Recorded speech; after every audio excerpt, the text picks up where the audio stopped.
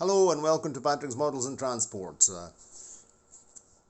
Finally, the Council of Brunel City Council has decided to install the level crossing so that the traffic, which is now completely jammed because of the roadworks and also the presence of this gigantic pencil, and I'm installing, so I'm the contractor as usual, GUF level crossing, which is a nice little level crossing. I had opted out of the idea of a level crossing because originally I wanted to make an extension, a lateral extension on the layout to make an external line connected to the main line with points, but now I've changed my mind and I'm going to make an external line that can be fitted whenever I feel like, which will be on an embankment, so it'll actually be higher than this line here. It'll be higher than this line, and there'll be like a bridge. It'll pass under a tunnel. The road will pass under a tunnel. It's a simpler thing to make on this narrow board because I can't really make the board any wider. It would be a problem to store it behind the door over there, and it would also be very difficult to handle it because I have to do it on my own. Anyway, the idea, so this is the level crossing. It works like this. There's a little milestone there, and you lift the barriers. The barriers don't go very high, so I think that any tall vehicles will have to sort of work their way underneath, but we might just pretend that they lift more. It's a very nice level crossing. I have another one, a Lima one. The Lima one is automatic, so when the train passes it pushes down, it opens, but the ramps are very steep. It's really a very toy-like level crossing. This is a bit more realistic.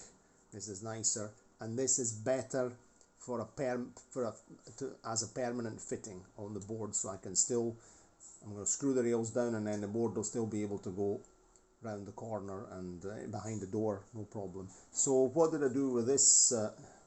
These railings here, I snipped them with my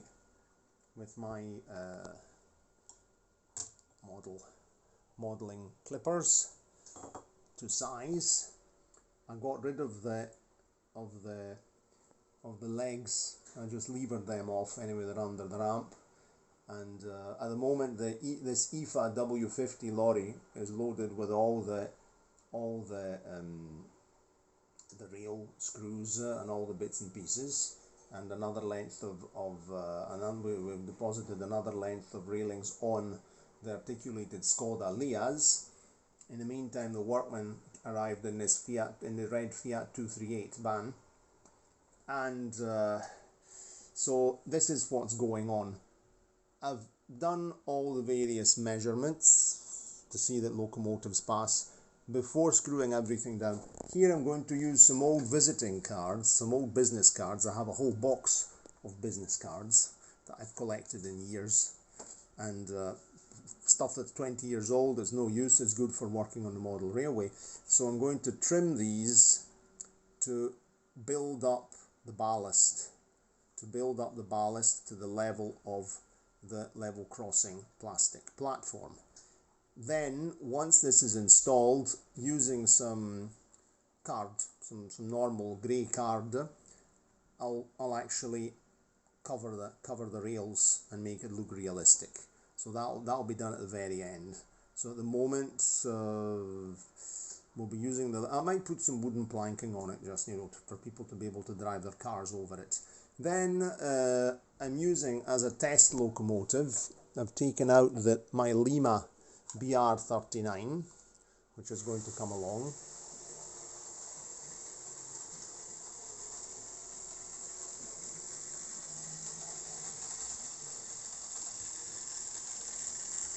Passes no problem.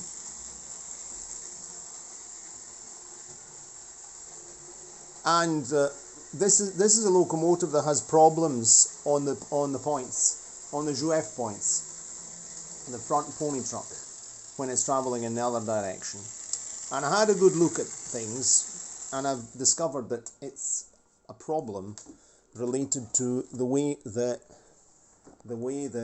Mehano points, not Juef, Mehano points are designed, because when locomotives with a lightweight pony truck pass here on this rail, the flange hits this rivet here that holds where the mechanism, the pin that holds the point in place, and it hits that, comes in contact with that, and rides up, and it derails here.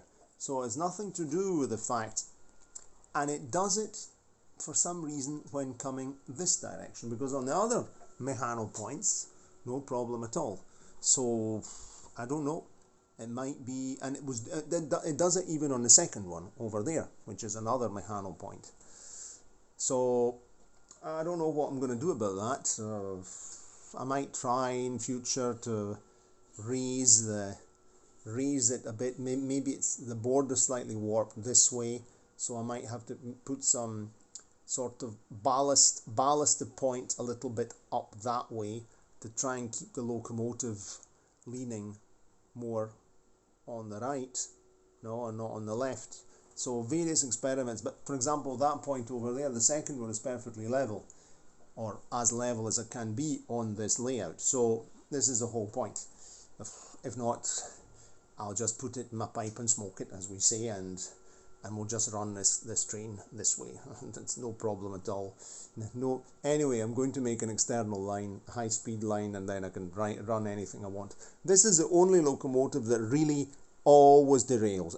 The front pony truck always comes off on these 2 points. Always. There's no way. All the other ones, even the Juef 140 C231, that will derail only at low speed. If it's coming at a slightly higher speed, it might click, but it crosses the points, no problem. And the rear pony truck on the 131 TB, you see it far away there, the Hornby HO, that derails when travelling in cab forward, bunker forward in this direction. So, but generally, I don't really need to, I can choose to turn the locomotive round, either by divine intervention, the man of God, the hand of God, let's say, or the hand of the operator, or by simply turning it around on the Y if there's not all sorts of stuff parked around the layout. Anyway, there are the wee little spoiler there behind the station on future videos. There will be another video also on the councillors, the ones that are partying at this, that weren't doing their job, but they're partying away on the first floor of the railway station. And right, so I'm going out now, then when I come home I'll continue this job, and this way we'll get the layout back to business. Here's something else new. The blue van. Let's see if you identify the blue van. Cheerio, and see you next time. Let's do a lap with the locomotive.